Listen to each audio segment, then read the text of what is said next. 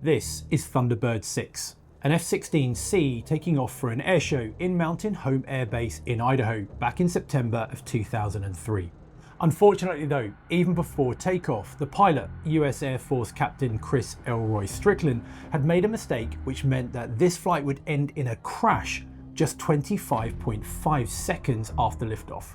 The plan was for Thunderbird 6, the opposing solo jet in the formation, to accelerate to rotation speed, retract the landing gear, and then pitch to a 55-degree maximum performance climb whilst maintaining runway heading.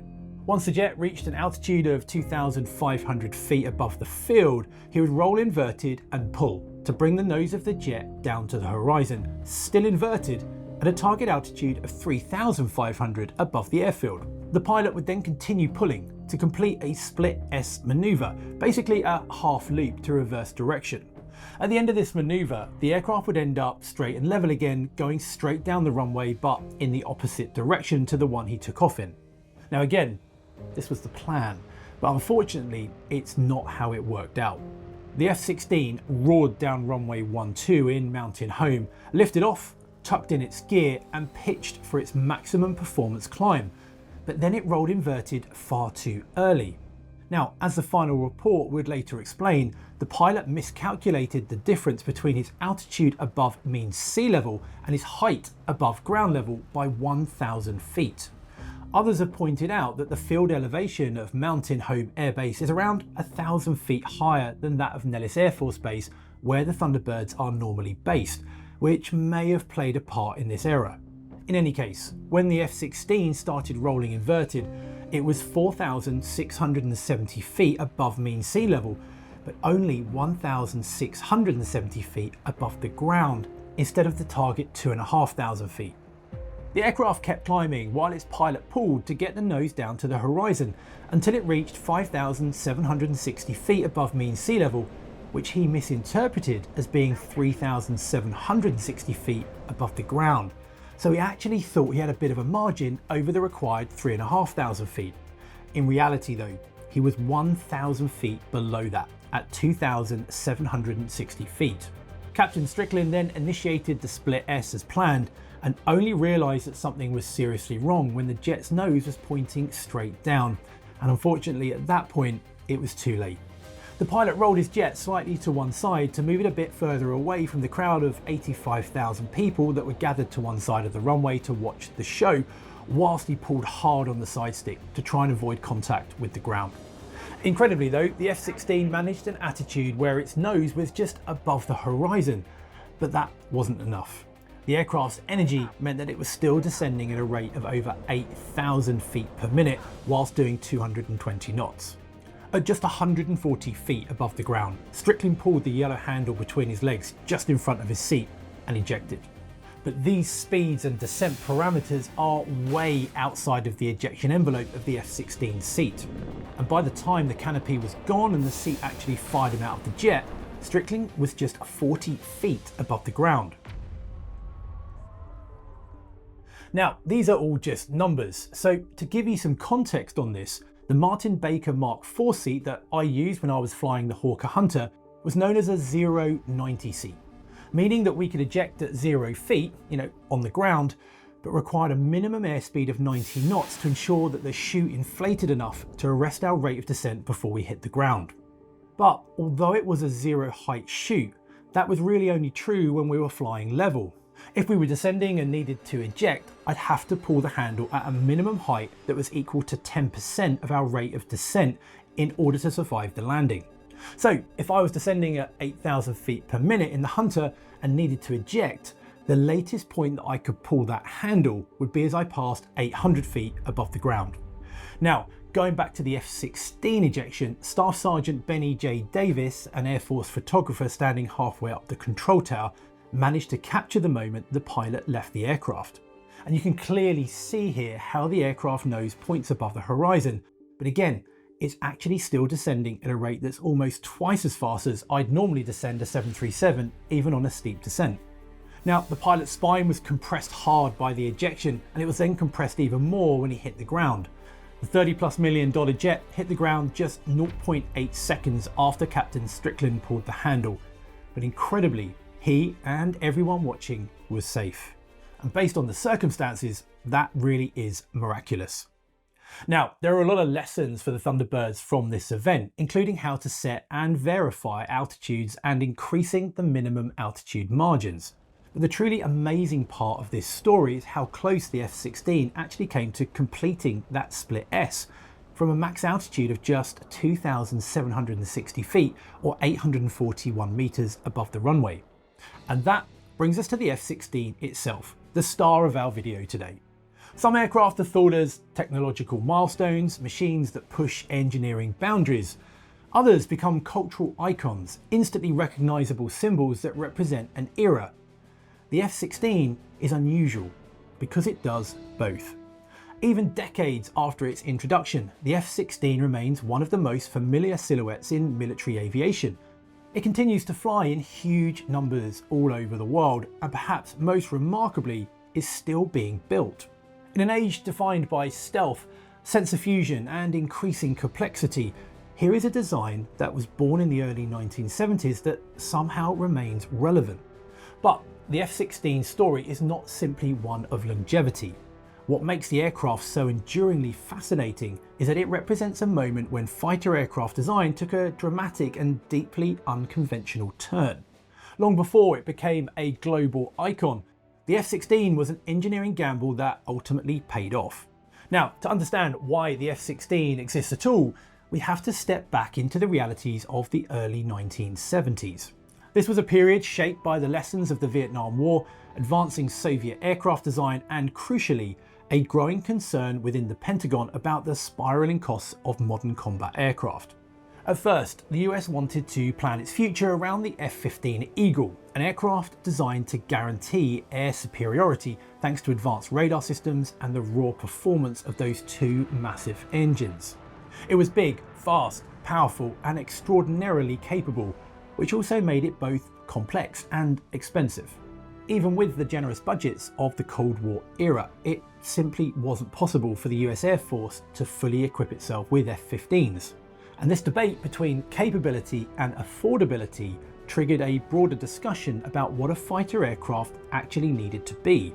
And that gave birth to a small but highly influential group of thinkers and engineers at the Pentagon, often referred to as the somewhat disturbing name, the Fighter Mafia, whose input made the F-16s a reality. And I'll tell you what those guys got up to after this. On the 12th of August 2026, the European night sky will become visible in the middle of the day. Tens of millions of people will be able to look up and see the stars in the afternoon as the sun disappears behind the moon in the first total solar eclipse over the continent since 1999. Some are even calling it the eclipse of the century. Its path will pass over densely populated regions including Portugal, Spain, France, northern Italy, Germany, the UK and Iceland. The US and Canada will also see a significant portion of it in New England and Alaska. And if you're in one of these regions, get yourself some reliable eye protection to enable you to enjoy the event, but without burning your retinas. And this is VisiSolar's Solar Eclipse Viewing Kit, the sponsor of today's video.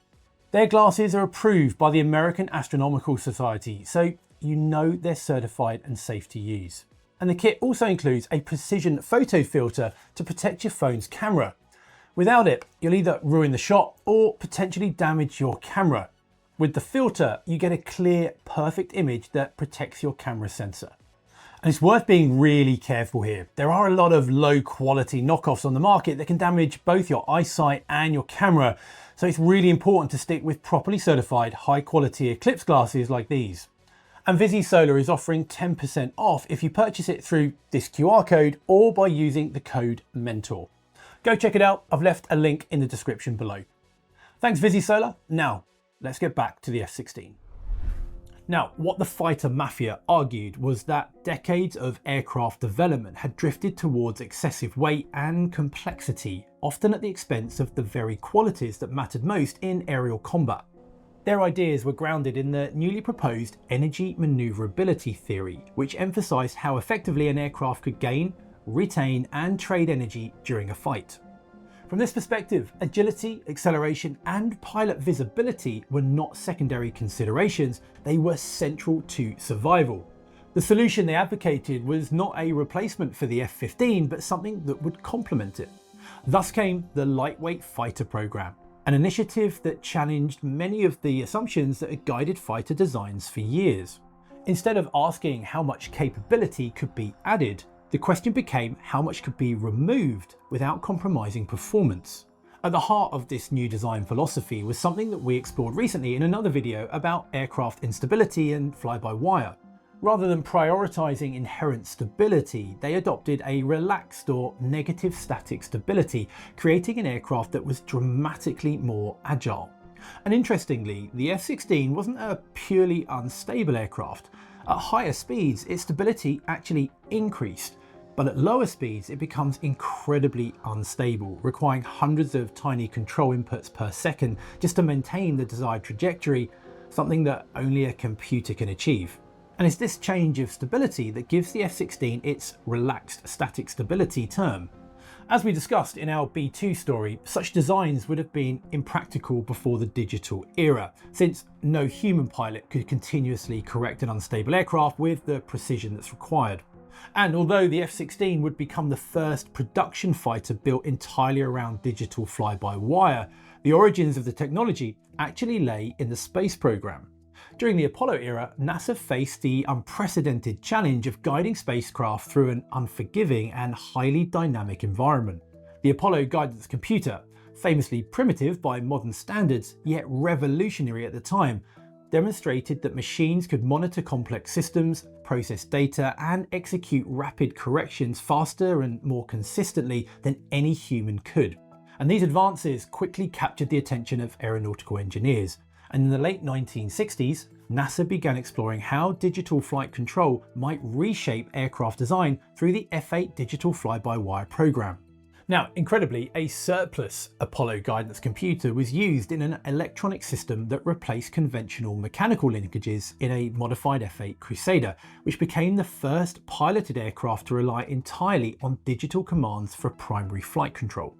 The program showed not only that such systems were reliable, but they offered clear performance advantages. Computers could smooth pilot inputs, prevent departure from controlled flight, or at least make departures very unlikely, and enable handling qualities difficult to achieve with purely mechanical systems. By the early 1970s, the implications were becoming unavoidable. And it was during this technological shift that the F-16 emerged. Rather than treating fly-by-wire as an experimental feature, its designers made it the foundation of the aircraft. The jet was conceived from the very outset as a machine that depended entirely on digital flight control with no mechanical backup. The airplane and its computers were designed as a single, inseparable system, which quickly became the norm for all future fighter designs. And that design choice had knock-on effects for pretty much every other aircraft design out there, enabling features that simply just wouldn't have been possible before. Now, if you look at the F-16's side profile, you'll see that its nose isn't really pointing straight ahead. Instead, it's pointing several degrees down. And that's for a variety of reasons, including its relaxed static stability and vortex generation requirements. But ultimately, this design isn't optimized for flying straight and level. Instead, the F-16 is optimized for flight at high angles of attack. In other words, for turning in a dogfight with other fighters. Now, fly-by-wire enabled the F-16's designers to take such features to the extreme, along with forward extensions between the wing and the fuselage that increase lift and help reduce drag at high angles of attack. The design was also put on a diet. Every kilogram mattered and every subsystem was scrutinized. The guiding assumption was that excess mass, drag, and mechanical complication were enemies of performance. Engineers at General Dynamics didn't ask what the plane needed, they asked what it could do without. Hence why this is a single-engine aircraft. This wasn't the first or the last design to rely on a single power plant, and given the rest of the plane's brief, the layout made sense, but it went far beyond the engine itself. For example, the F-16 doesn't have a conventional auxiliary power unit or APU to supply its systems when the engine isn't running. Instead, it relies on an EPU, or Emergency Power Unit, a tiny engine powered by rocket fuel designed only for a last resort contingency procedures. But even if designers gave away some redundancy in the engine front, they went the other way with the aircraft's flight control systems. The fly-by-wire system, upon which the aircraft's ability to fly depends, incorporates quadruple redundant digital brains all running in parallel. And speaking of flight controls, let's take a look at the cockpit. Here, fly-by-wire enabled some real innovation. The side stick controller fixed to the right console enables rapid, precise inputs with minimal movement. The seat was fitted with a 30-degree recline to increase pilot tolerance to high G, directly reflecting and supporting the aircraft's manoeuvring capability. And the single-piece bubble canopy prioritised visibility because the designers believed that situation awareness itself was a form of survivability. In fact, the visibility from the cockpit is so good that when you're strapped into the seat, no part of the jet is visible, just an uninterrupted view of the surroundings, which is pretty incredible. But all of this was the aircraft's design in theory. But did it work in practice? Because once a machine enters operational service, reality begins to exert its own pressures. Missions and requirements shift, and operators inevitably ask the airplane to do more than its designers originally intended. And the F-16 was no different. Actually, the requests to change its mission and capabilities came even before it was put into production. You see, the original F-16 was conceived as a pure day fighter, small, agile, and optimized for high-energy maneuverability. But the design's underlying efficiency and its digital flight control system meant that adding new roles was easy with relatively few penalties in handling. And sure enough, production F-16A and B models were much bigger than the YF-16 prototypes that General Dynamics originally built. In service, new technologies allowed engineers to integrate terrain-following radars, inertial navigation systems, and precision strike capabilities without redesigning the aircraft further. Targeting pods came next, giving pilots the ability to identify and hit ground targets at night. And upgrades called blocks brought new capabilities to fighters rolling off the production line, as well as to existing fighters through midlife upgrade programs.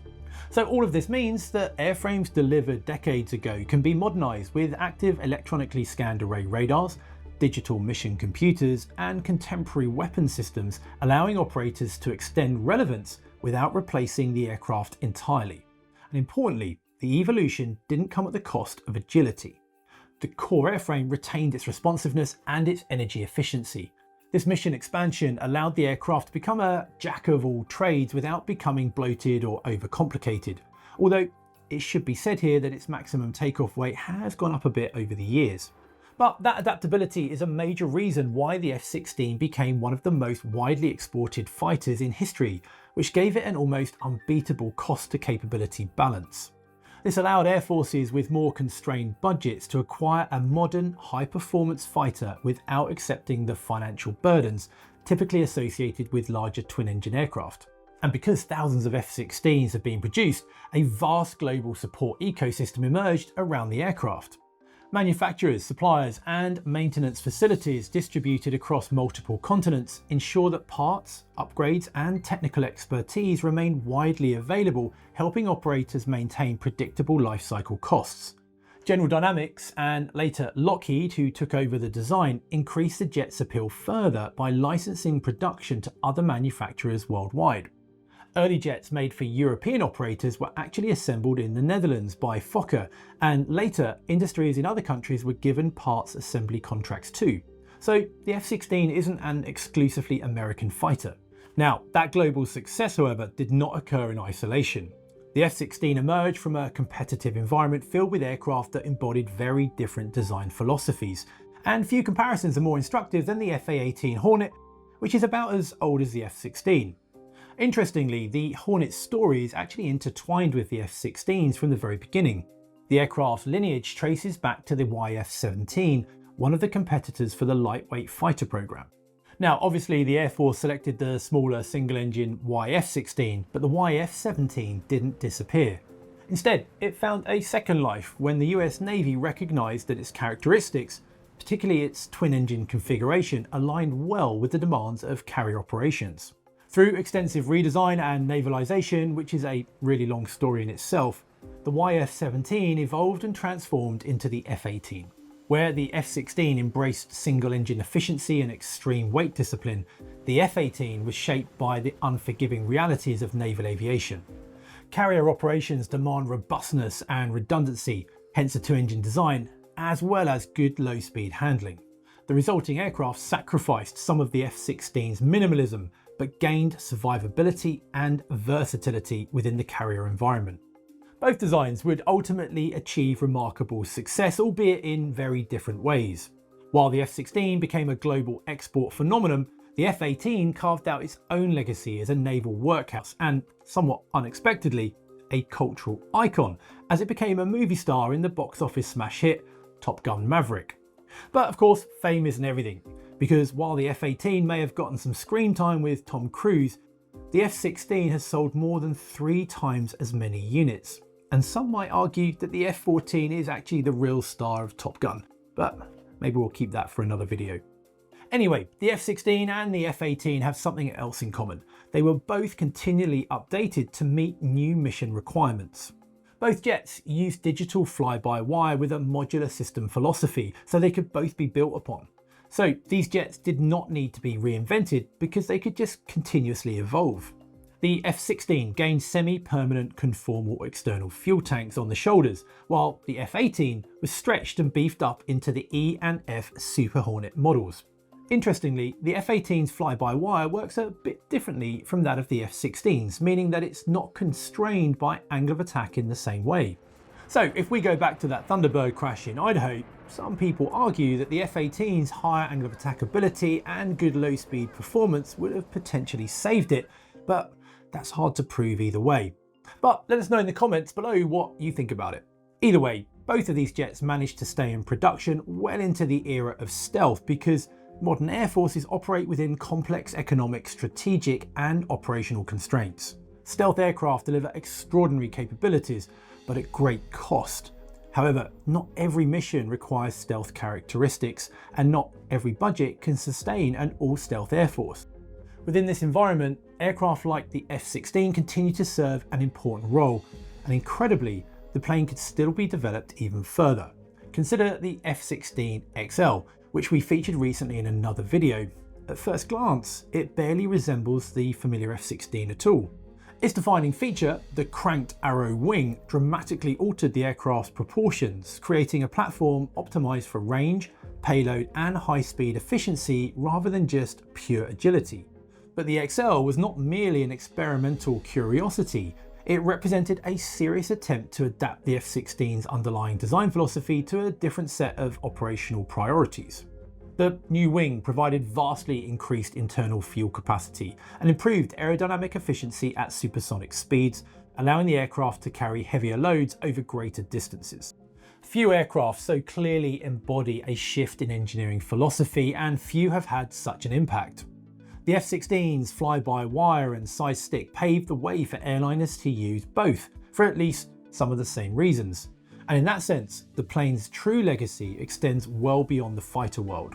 Even today, it continues to pioneer new technologies like the Automatic Ground Collision Avoidance System, or Auto GCAS, that prevents controlled flight into terrain, which has already saved lives.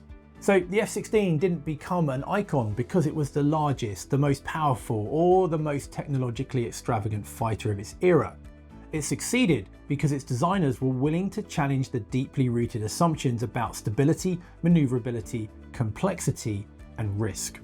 By embracing digital flight control, disciplined weight management, and maximizing efficiency, they created a machine that operated closer to the boundaries of performance than many believed possible, and one that could evolve to stay relevant for decades. This aircraft stands as a reminder that revolutionary designs often look like calculated gambles, and few gambles in modern aviation have paid off so completely. But what do you think? What other fighter aircraft would you like us to feature in this series? Let us know in the comments below. I'm Ben Watts, you're watching Mentor now. Have an amazing week, and I'll see you next time.